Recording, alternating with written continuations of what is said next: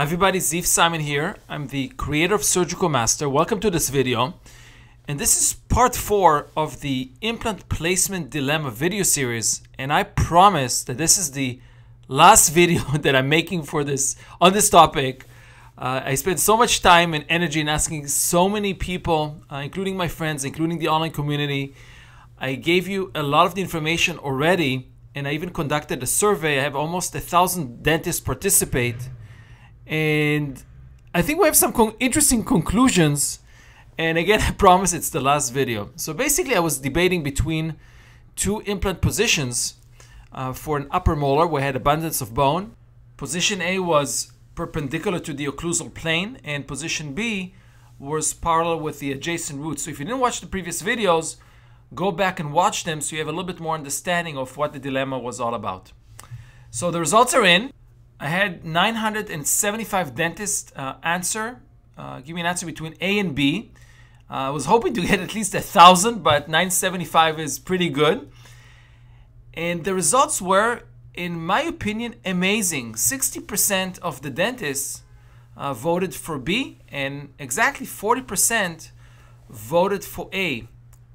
And I'm actually shocked. Why is this amazing? I was actually expecting to have a majority win, whether it's A or B. I was expecting for a very simple implant case with abundance of bone, with a lot of distance to the sinus and the adjacent roots, where we have a lot of leeway for the dentists participating in the survey and also online to tell me, hey, it's A because of these reasons, or it's B after so many decades of implant dentistry.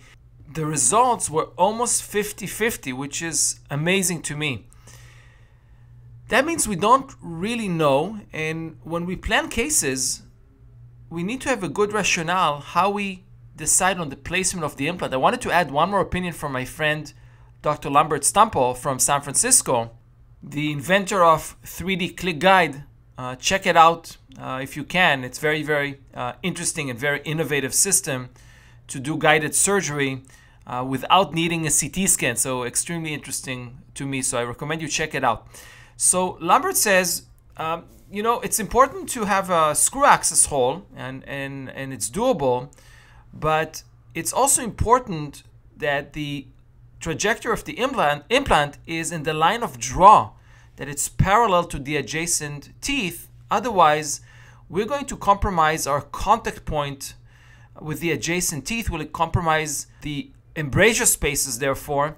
So the positioning of the implant is not just dependent on the available bone and not only safety, which is important naturally, but also planning the future implant restoration and having proper embrasure spaces and contact points. So thanks, Lambert, for your opinion and the drawings and x-rays that you sent me to demonstrate your point.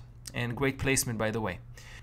So to conclude the topic of implant dilemma, my choice is to place the implant in position B. That is, first of all, in a safe position, which is the most important aspect of surgery and treatment in general. It has to be in a safe position, a safe distance from the adjacent roots and from the sinus. Ideally in a screw access position. It's retrievable and there's no risk of trapping of cement along the implant. And if you really want to cement, a screw access positioning allows you to cement as well. So you have more options, in my opinion. Now, in terms of the axial loading versus non-axial loading, in my opinion, and to my knowledge, implants are loaded in all axes, not just along the long axis of the implant under the best circumstances. There are lateral forces that are supposedly damaging to the implant. In spite of all these damaging forces, these implants stay integrated. We actually have more restorative complications when there is the so-called off-axial loading.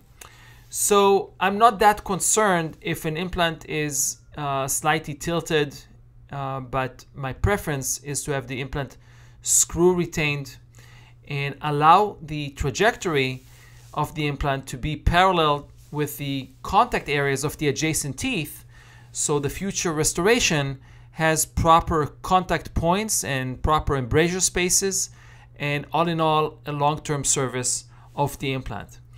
So this concludes the Implant Dilemma video series. Video number 4 is completed. There's not going to be number 5.